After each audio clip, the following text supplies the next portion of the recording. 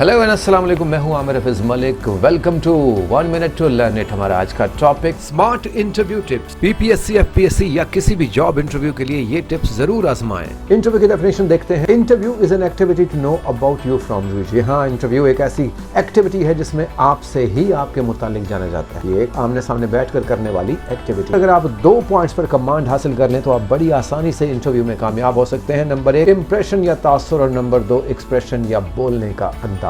6 points हैं जो impression में हमें चाहिए। नंबर 1 आपका लिबास यानी ड्रेसिंग फॉर्मल रस्मी होनी चाहिए। नंबर 2 आपकी आमद यानी अराइवल रस्मी होनी चाहिए। नंबर 3 सिटिंग पोस्चर यानी बैठने का अंदाज रस्मी होना चाहिए। नंबर 4 बॉडी लैंग्वेज ये बाएतमाद होनी चाहिए। नंबर 5 आप में एतमाद झलकना चाहिए। नंबर 6 आपका इंप्रेशन अच्छा या बुरा हो सकता है। नंबर 2 इज एक्सप्रेशन यानी बोलने का अंदाज।